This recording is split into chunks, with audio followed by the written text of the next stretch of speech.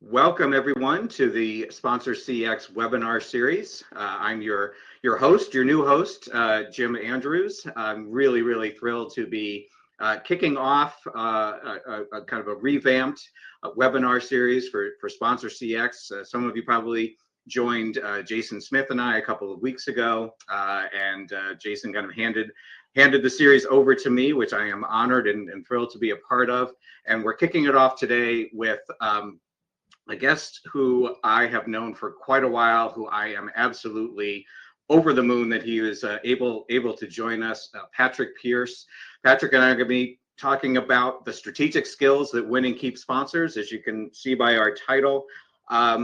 Patrick, first of all, let me introduce you, but first let me just say welcome and thanks so much for being here. Oh, thank you, Jim, and thanks to Sponsor CX. This is super fun. And it's always a joy just to take a step back and reflect on the industry, share a little bit about my past, but mostly look towards the future. And to do it alongside you is we're going back in time here. It's back to the future.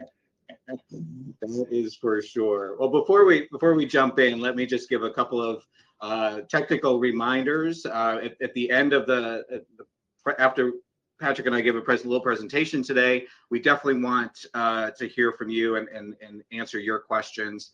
So you'll see on the right-hand side of your screen, there is a Q&A tab. Just click on that, put your questions in there, and I'll be monitoring those, and we'll get to as many as we can at the end of our session. There's also an attendee chat button if you want to introduce yourselves to each other and let us know you're here. That's what that's for. So questions in the Q&A, comments or chat, you can put in attendee chat. So pretty straightforward. It's a really great platform that Sponsor CX is using here. So as I said, 22 years ago, I met Patrick when he joined IEG, where I had already been for quite a while. And little did I know that the guy across the hall from me would someday have a career as storied as Patrick is, and that we would come back and do something like this. Actually, that was during the era when IEG launched sponsorship webinars. We didn't even know what webinars really were. We were just discovering them 2 decades ago. So really coming full circle. But since then, as I said, Patrick has had an amazing career leading sponsorship for companies like Allstate, Aon, Etihad Airways. He was a longtime executive at Endeavor, where he worked with clients across the brand spectrum on all of the major sports properties around the world. He is a visiting professor at the University of Oregon, and what's really exciting is he has just launched his own company, Freddie, a global sports business consultancy. And it's kind of really the soft launch here today, Patrick, if I can say that. So before you and I start talking about sponsorship relationships, just tell us a little bit about what your plans are for this brand new entity. Yeah, thanks, Jim. And this is not a commercial about Freddie, but I think it does help to put in some context. But before I get into that, just like, how fun is it that you and I are in a webinar in 2026? Not that the audience cares, but we used to do these seminars and workshops and trainings in Kalamazoo, Michigan. Jim and I did a workshop in South Korea. So here we are today, different channel, different location, and hopefully different content. But again, I mean it when we're going to talk about relationships, and keeping smart relationships with people across the industry is not just good for business, but it's just good for us as human beings. So just really thankful to you, Jim. Freddie. So Freddie was a concept that was with me kind of in my gut for a long time when I was on the brand side. So in my role, I was signing the checks. I was the one living with the outcomes. I had to explain them to leadership.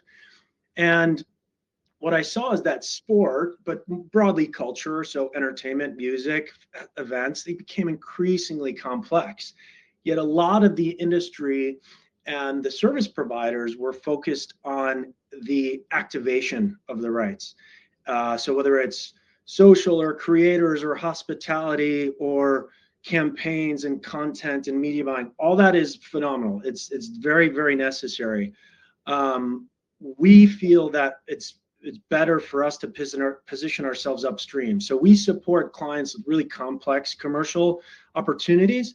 So we work with a ticketing company in Europe that's trying to increase their market share in the States. So we do a lot around college athletics. We work with a convenience store that's trying to reposition their partnerships from visibility and exposure to really full funnel rights and agreements. We've supported a U.S. retail bank that needs to get younger and needs to reach a digital audience. So we helped them look into lacrosse, fastest growing youth sport in America. So those are the kinds of projects we work on.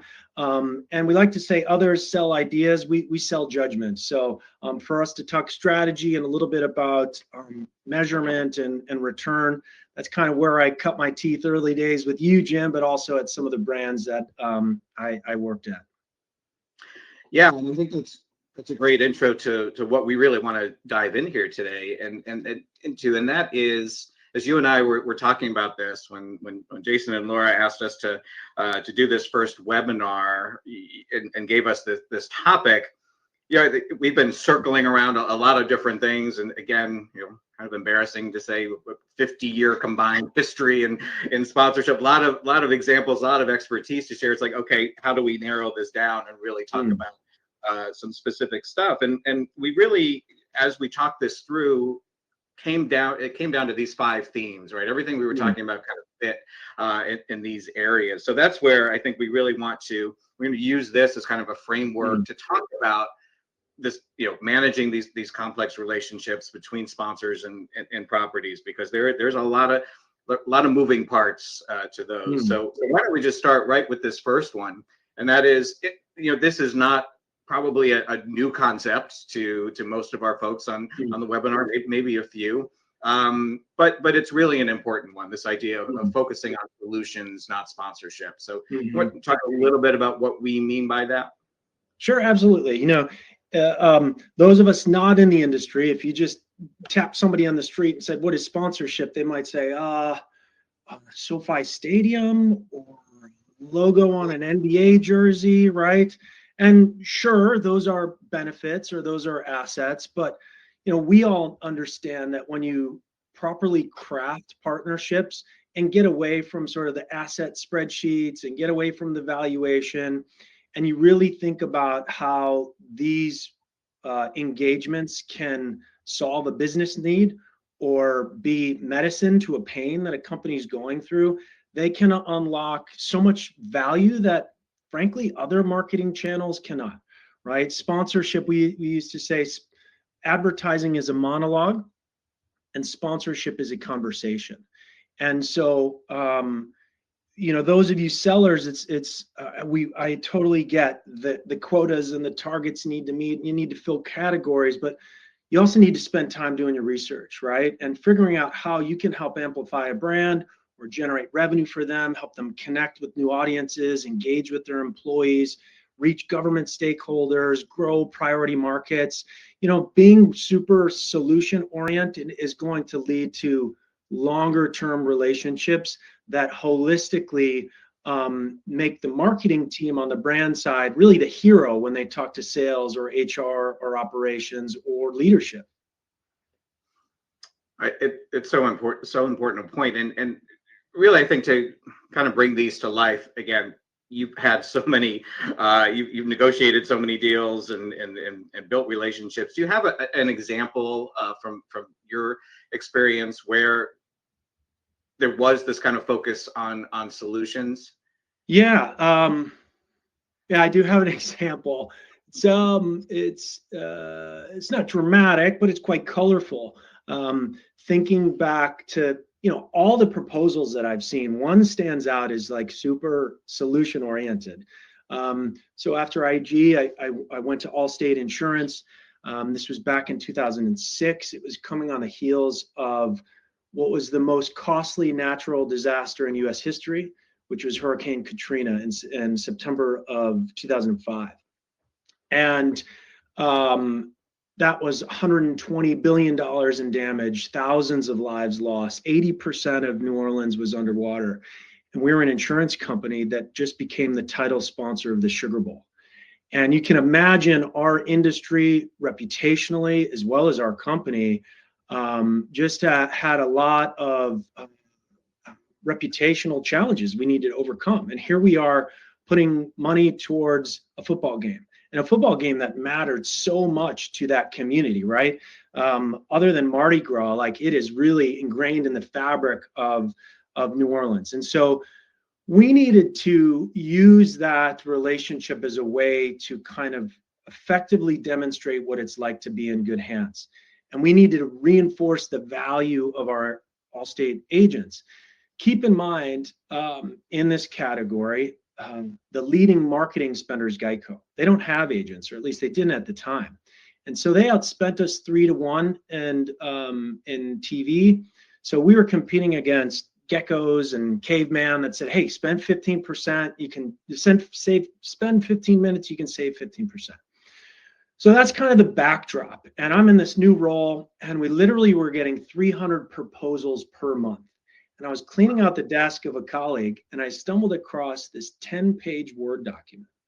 And it was a proposal from the American Football Coaches Association that was almost a manifesto. And it talked about how supporting student athletes that were committing acts of service and volunteerism in their community would allow us to reinforce being in good hands. And so, long story short, we became the title sponsor of the Allstate Good Works team. We completely changed the way we activated the Allstate Sugar Bowl. So instead of parties on Bourbon Street, we went out with these student athletes to the lower Ninth Ward. We rebuilt schools. We rebuilt homes. We changed our halftime promotion. And what that did for earned media was phenomenal. But what it did for our employees, our agents, our leaders, it just brought so much goodwill to our company, but also to the college football community. So to this day, 20 years later, that program's still going strong. It's also broadened out to women's sports, and it's every division of the NCAA. And it started with a proposal that just was super targeted towards a solution. This is how we can help Allstate. It's not about logos. It's not about tickets, not about media. It's about this concept and this campaign, which has continued to live on today. Yeah. Can I assume you were cleaning out that colleague's desk because the proposal was sitting there and they hadn't acted on it? No comment. No comment. But credit to Captain Rick Jones, Fishbait Marketing. He was the author, and he was the inspiration for that program. Yeah, and I think that there's a really important point here too, in that, yes, that was Rick and the smart guy and an organization that did a good job in researching a prospect, right, and sending that type of proposal. But it's just as important when what we're talking about here with relationship building and maintaining, that you continue to do that even when you have your partners on board. You may have a partner that's there 3 to 5 years. Totally. You can't just do that once and then it's like, okay, now we're on automatic pilot, right? You got to keep doing that kind of research and having those conversations to say what's going on in your business. What are things change all the time, right? Yeah. You got to sit on earnings calls. You got to read their annual report. You got to tag all their socials. You have to become a customer of their product.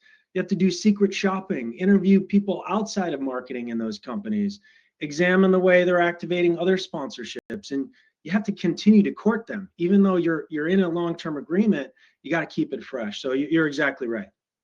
Yeah. Okay. I love these points because I could literally spend 45 minutes talking about each one of them, but we want to move on and talk about these other things. Math matters. That's, indeed true in a lot of things, definitely in sponsorship. Again, tell us what you mean when you say something like math matters.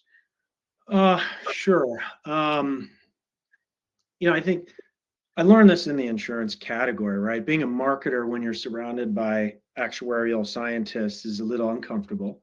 When we talk about intangibles and we talk about the qualitative aspect of sponsorship, even like the Good Works team, right? They're going to say, prove it to me. And so After Allstate, I went to Aon. It's the largest risk and reinsurance company on the planet. We became the jersey sponsor of Manchester United, which you could argue is the most valuable real estate in sports. And it was definitely the most expensive, though. So it's pretty open. If you look back, it was $30 million a year over 4 years. And I'll never forget, I was stopped in the hallway first week on the job and said, "Hey, Patrick, welcome. What is the ROI we're getting on this sponsorship with that soccer team in Northwest England?" And I kind of chuckled because I thought it was a joke, but they were dead serious. I quickly realized, oh my gosh, we need to go on an expedition. We need to be on a mission to tag and track and report back the value that partnership is creating.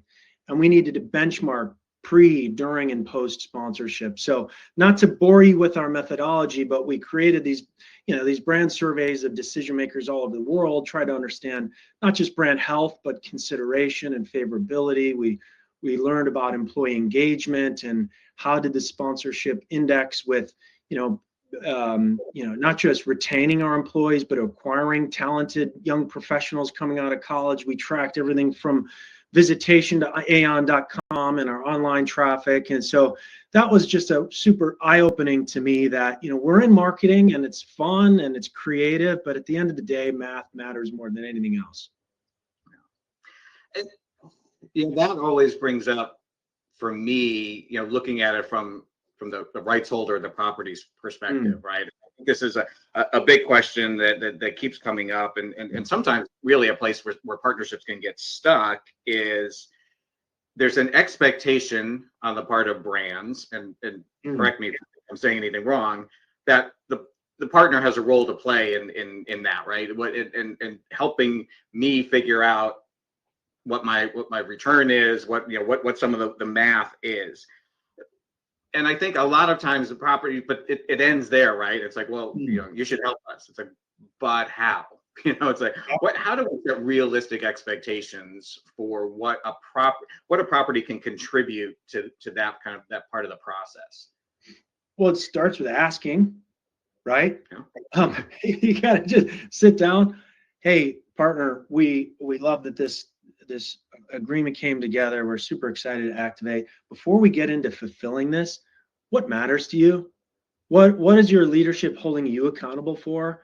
And also keep in mind that many of their jobs are on the line to actually drive results. So even asking something as simple as like, for your performance management, what are your 3 goals? And how can I be an advocate for what we're doing, but also give you as much data and proof points and case studies and testimonials to show you and others in your organization that this is money well spent. So just sit down and have the conversation.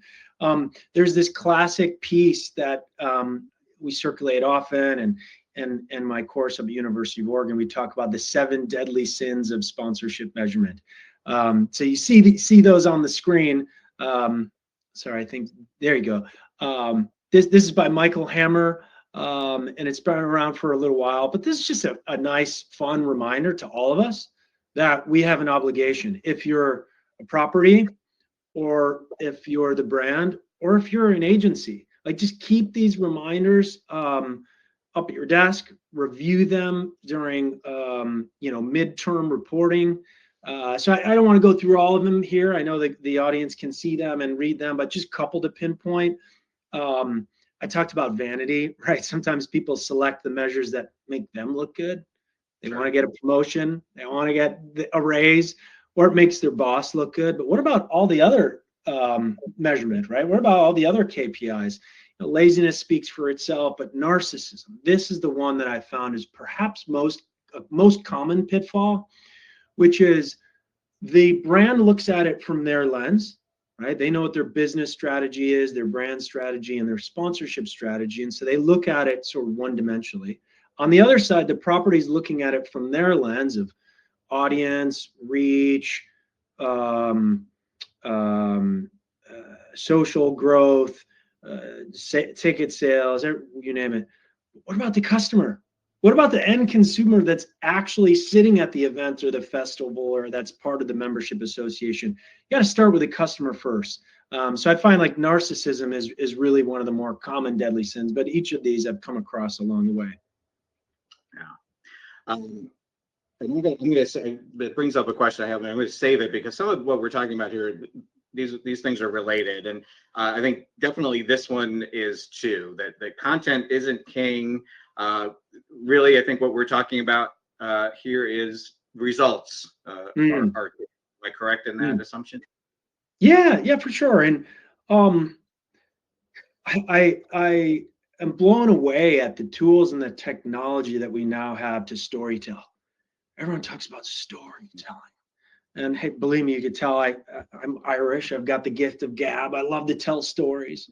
But I go back to my Man United example. We had a marketing leadership team that was really ahead of their time when it came to content marketing. Everything we produced needed to be compelling. It needed to have utility. It needed to be transactional, right? A call to action, and it needed to happen at the right time. So like we were extraordinary content marketers, but we had these incredibly rich assets, visual assets. So anyone who watches the Premier League, you'll remember the iconic Wayne Rooney bicycle kick. He went to the sideline and he cheered, and there's Aon over his jerseys in the Manchester Derby.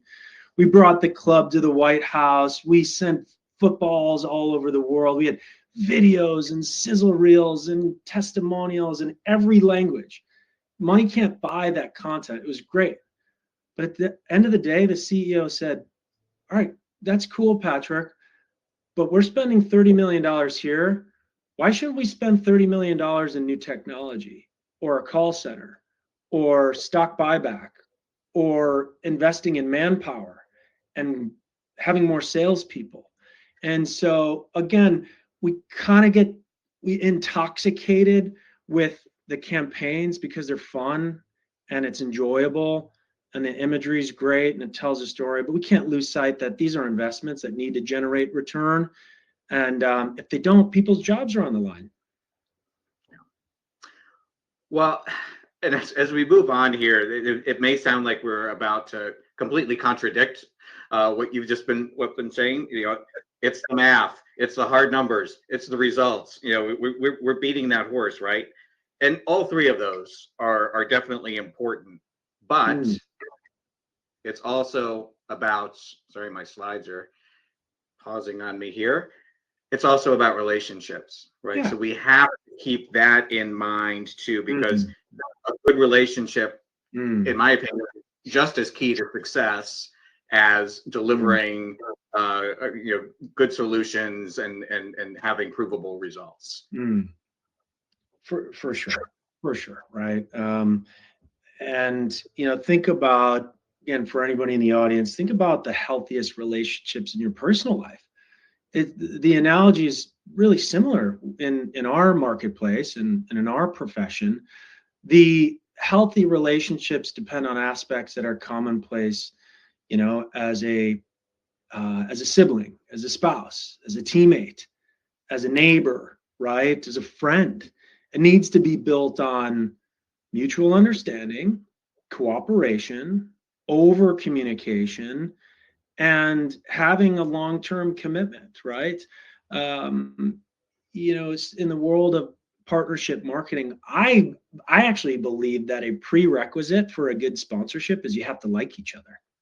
You do, right? I mean, this isn't like popularity contest or whatever. But you gotta like each other, because there's this saying, when price and quality are equal, people buy from people they like. And even when price and quality are not equal, people still buy from people they like, right? So I don't know. I just find this to be just a really, again, helpful reminder. There's high pressure, there's high stakes. Take a step back. It's a people business. Yeah. Well, and I think we saw that so much during COVID, right? I mean, because all of a sudden the world blew up, and a lot of these partnerships were blown up because all of a sudden you could not deliver all of the things that you had promised to a partner. So everybody had to go back in. I know you were part of these conversations. I was part of these conversations, and say, okay, what do? We want to make sure that, as our partner, your brand is getting something here, even though we can't deliver a live event or a direct audience. And I think, those conversations, if there wasn't a really strong relationship with people who liked each other and trusted each other, those were extremely difficult, and some of them did not go well. Whereas the ones where it was a good relationship, it was like, look, this sucks for both of us, right? But we're going to sit down and we're going to figure this out, so it's fair to you, it's fair to us. So yeah, I mean, that's when the relationship is solid, right? When during the tough times. Yeah, just having empathy, right? Having empathy for each other, and that was a painful period, right? I worked with a number of brands that were top partners, looking forward to Tokyo 2020, got postponed, and there was a lot of anger and a lot of it was hard for all of us. But I think maybe a more illustrative and fun example. You'll like this one, Jim, as a Northwestern grad. Go Cats. I think about like putting yourself on the other side of the table, being hard on the issues, be hard on the numbers, but soft on the people. So we were Allstate's based in the Chicago area. The Chicago Cubs and Northwestern decided to host the first college football game at the Friendly Confines since 1938. And we had to be part of it, right? This is our hometown. We got to plant our flag there. And they were painting the marquee sign purple. And it's like, we got to be there, right? So we want to be the title sponsor. They give us awesome proposal. And sure enough, it had this visual of the field goal nets. Y'all say good hand field goal nets in the outfield. And as a Cub fan, I was like, I got to get on this too, right? So there's a lot of motion tied to it. And we're just about to finalize the agreement. We had a lot of people on the call. And I hope I'm not oversharing, but it was Allstate. We had lawyers, we had marketers, we had our agency, we had Northwestern, we had their multimedia rights company, which is CBS Sports, we had the Cubs, we had ESPN, the broadcaster, and we were told, you know what, Allstate, we can't raise the field goal nets at this game. And I was like, excuse me? A 60-minute call turned into a 6-hour marathon with a lot of tension and a lot of heated conversations. And I remember I was like, take a deep breath. Okay, it's not their fault that they can't rig the stadium. It's an old stadium, so I think let's just breathe here. And we pressed really hard on that. And credit to your Cats and Northwestern and the Cubs, they gave us some make good that I didn't think they would provide us. Fast forward to the week of the game, they measured the field, and you'll remember this, Wrigley Field is only 99 yards wide. And they had to turn it into a one-direction football game. So you'd punt, and then you'd flip the field, and you punt, you flip the field. It only went one way. Right. And the make-good that they gave us was branding on the ivy that said Allstate all over the ivy. And sure enough, because how odd and unique that scenario was, front page visuals on every newspaper in Chicago. College Game Day showed it over and over again. Number one story on Sports Center. And so anyway, the lesson is like, had we been difficult during that really tense period, we wouldn't have gotten that sign, and we wouldn't have gotten the field goal nets either. So it worked out. And I guess the lesson, maybe, not to sound like a old wise man here, but just don't raise your voice. Don't call people names. Don't put stuff in writing. Like, these are obvious. Don't leave a voicemail that could get recorded, and have empathy for those who you're building relationships with. That game, there's a lot of stories around that sponsorship, and maybe we'll take some time at another point to talk about some of those others. But I want to move on because I want to make sure we have plenty of time for Q&A. And just a reminder, if you have questions, please go ahead and put them in the Q&A tab. But our last point here, our last theme, is this idea of talent isn't always talent. And that one sounds kind of strange, but I know there's some good intent behind that. Don't all of these sound strange, Jim? Isn't that kind of the point? I guess. Trying to be a little provocative. I worked at a talent agency, and I fully respect the role that talent can play in your marketing mix and how it can change your brand and increase reach so I'm all for talent. I think the point here is it's not just the star athlete, or it's not just the celebrity chef or whoever you have within your roster as a rights holder or a seller. It's not just the celebrities here that are the ones that can drive really genuine business relationships. So I think back, as you mentioned, I worked at Etihad Airways. So family and I moved to Abu Dhabi, lived in the Middle East for about 5 years, just a phenomenal place and a great organization. We were the national airline of the United Arab Emirates. And we were also facing some tough competition where Emirates and Qatar were far outspending us. And I inherited this roster that was heavy on ambassadors. I just kept asking over and over again to the team and others, like, what do these ambassadors do again? PGA Tour golfer, a pop star, a famous cricket player, and I just didn't have the rationale for how do they put butts in seats. We are measured by selling flights, and that's what we need. And so anyway, long story short is we conducted this research and we figured out that the industry that is the most well-traveled business industry is fashion. So models, designers, bloggers, media, stylists. And so we wanted to move from talent deals to a community-based commitment to the fashion industry. So we sponsored everything from Mumbai Fashion Week, Sydney, London, Milan, men's and women's, created a loyalty program called Runway to Runway. And it wasn't about the most famous model. It was about those in the industry that needed our product, really believed in our brand, traveled throughout the Middle East. And what that did for us was help kind of go against the grain. We created our own flight path, and we allowed our competitors to do things with Ronaldo and Messi. And for us, we had relationships that really brought more value for our business. That's kind of having those kinds of insights and knowing your business. I mean, it leads me to a point, and you talk about being provocative, but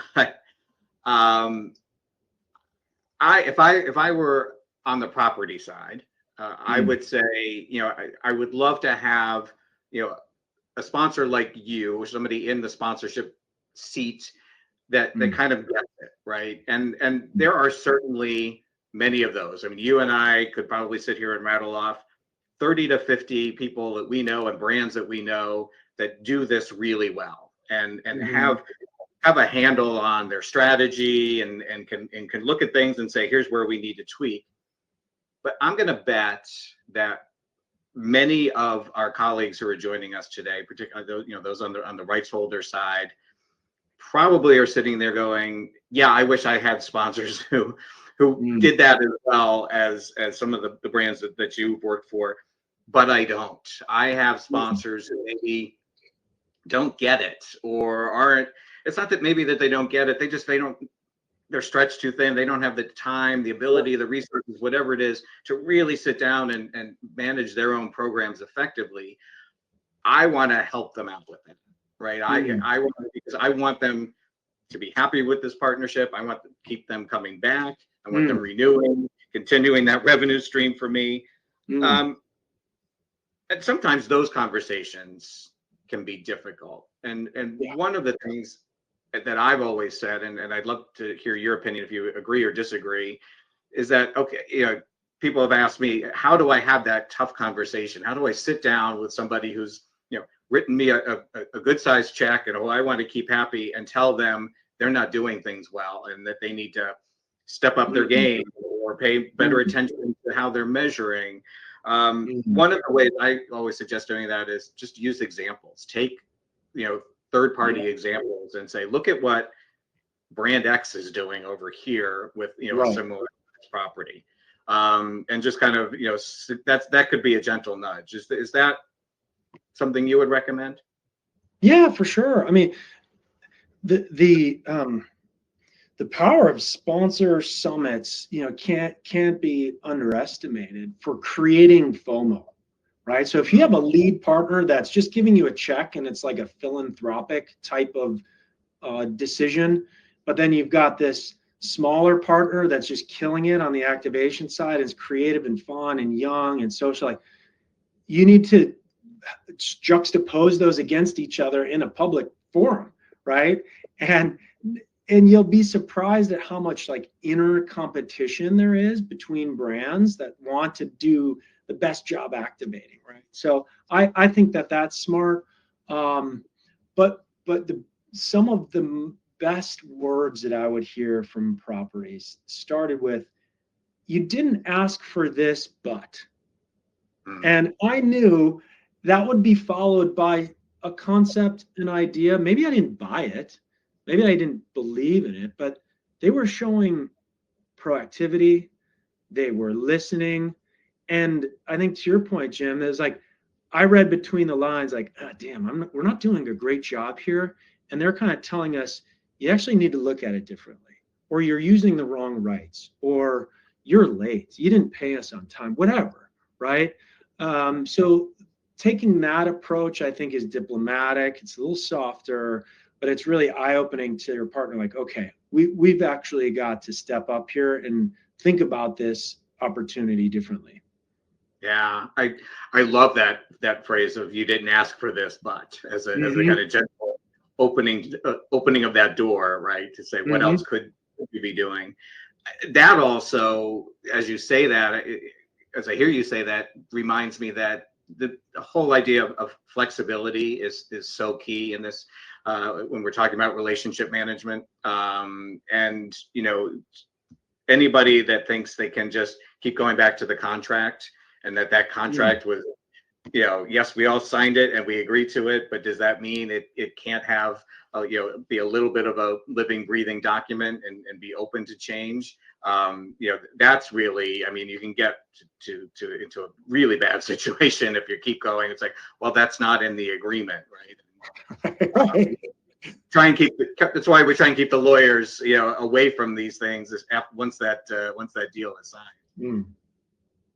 So it's flexibility, and again, I know sometimes it sounds like we're telling properties and rights holders, you've got to do it, go above and beyond, and you've got to be flexible and all of these things, and maybe sometimes it sounds almost a little bit unfair, but to me it's the reality of, again, being a good partner and building a good relationship. The contract serves its purpose, but once you bring the contract out, you're in trouble.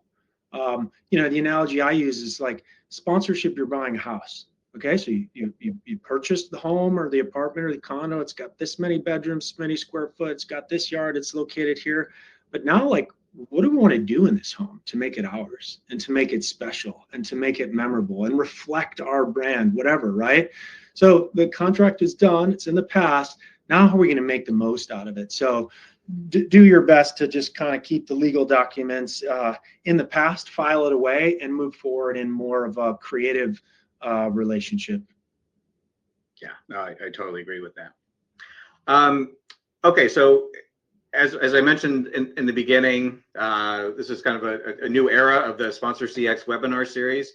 And one thing that I'm planning on doing with each of my guests upcoming is a little feature that I call myth to bust or fact to trust. So I'm going to wrap up all of my conversations with our guests with this, and because I think if there's anything I've learned in my decades in sponsorship, there are a lot of things that are out there that I would say are sponsorship myths, or things that we've just kind of fallen back on, that we tend to repeat over and over again. And when you really dig in a little bit deeper, it's like, is that really true? Does that really make a lot of sense? So one, again, and you tell me if you agree or disagree that this is perhaps a myth, is that the best job in sponsorship is being on the brand side, is being that brand decision maker, is sitting in the seat that you had at Allstate and Aon and Etihad. And of course, it does sound great. It's like the person writing the checks, who doesn't want to be in that role rather than the person out there, trying to make their sales goals. What would you say to that? Is that a myth or a fact? It's a myth. It's actually a myth. I'm guessing we have some younger professionals on the webinar, and what I encourage my students and some of our employees, like, the best job is the one you're in. The dream job is the one that you occupy today.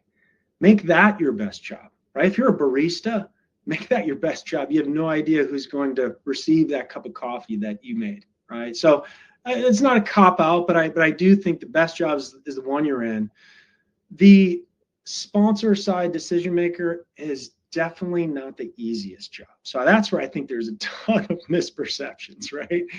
You are often a fish out of water, right? So take any big company. If you're the sponsorship person at a bank, like, you're kind of the only one. There's only 3 or 4 of you out of this whole enterprise of bankers.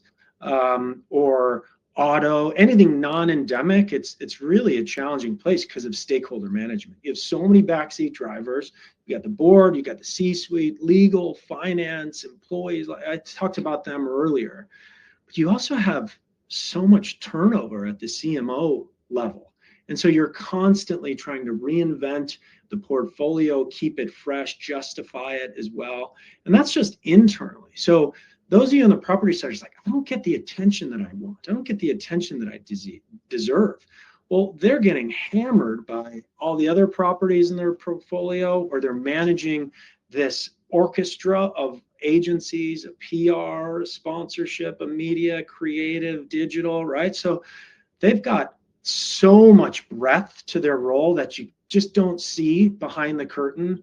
And so I just find that, yeah, it's a damn good job. Don't get me wrong, but it's really challenging. It's probably why I have more gray hair today, Jim, than I did when we were on the road in Kalamazoo 20 years ago.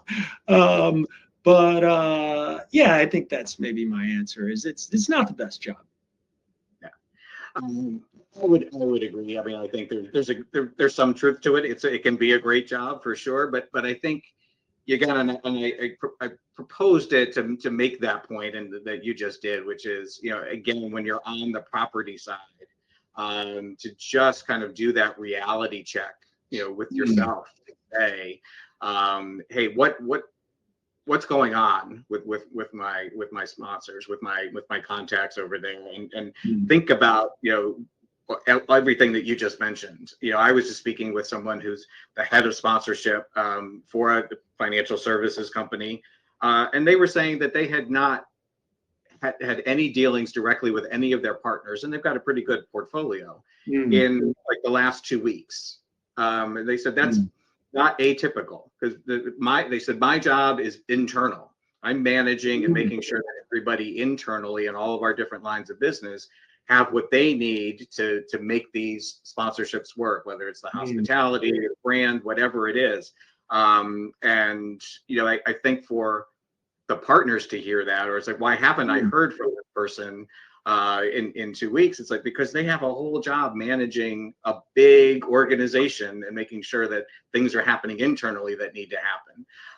So again, just having that bit of a reality check.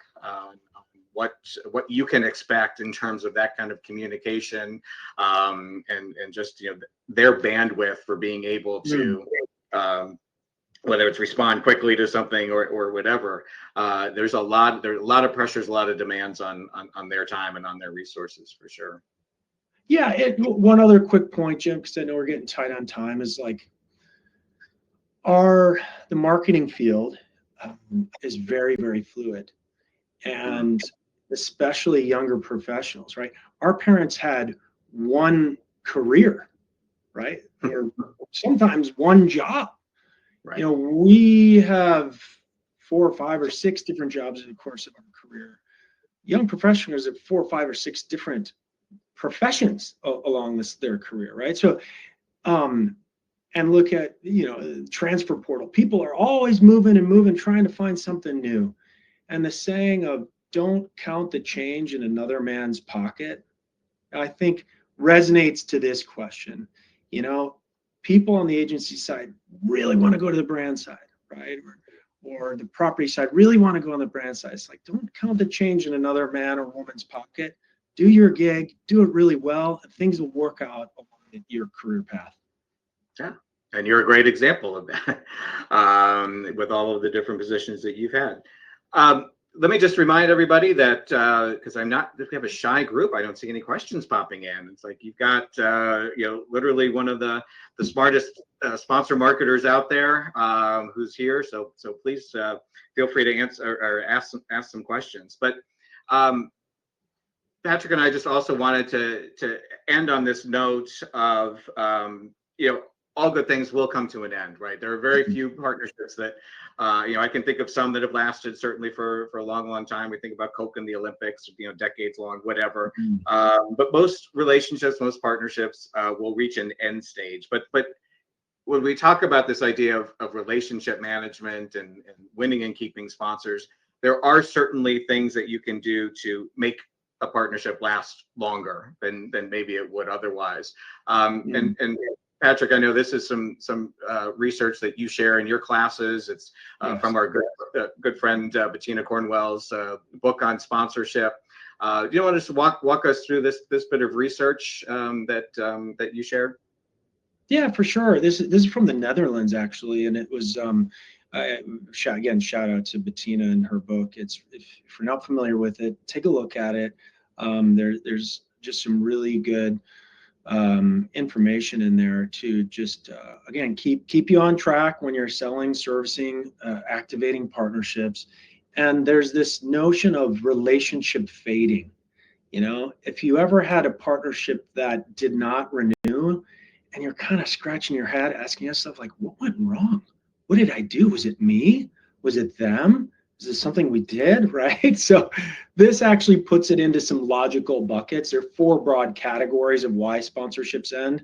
They're either on the brand side, or they're on the property side, or it was based on the relationship, what we talked about earlier, or external factors that are regulatory or legislative or macroeconomic that just had nothing to do with us, nothing to do with you. So you can only control so much.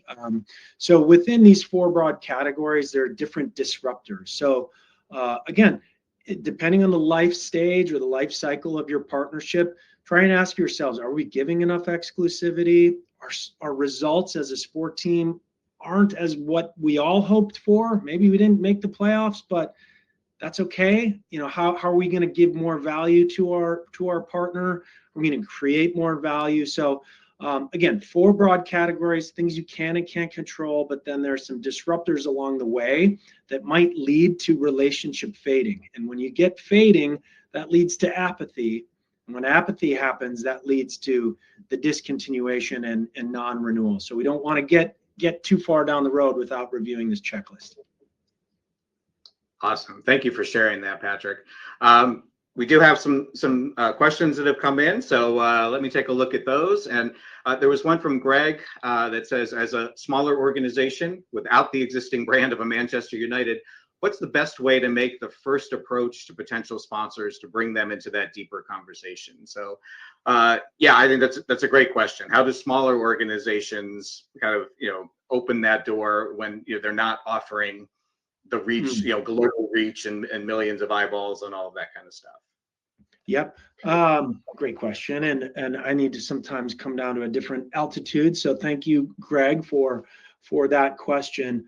No matter the size of the property and the organization, you're likely a customer. You have suppliers and vendors and partners where you're spending money. And so we've seen over the years the evolution and the boom of B2B sponsorship. So I think, Greg, sit down with your finance team, your procurement team and understand where can we go target law firms or accounting practices or landscaping companies or fleets that we're trying to rent vehicles. I'm not sure your organization, but starting at a business back conversation. Sure, you don't have a Premier League club, but like you're actually an important prospect to some other companies in your geographic area. So starting from a B2B standpoint and turning those vendor supplier relationships into much larger like marketing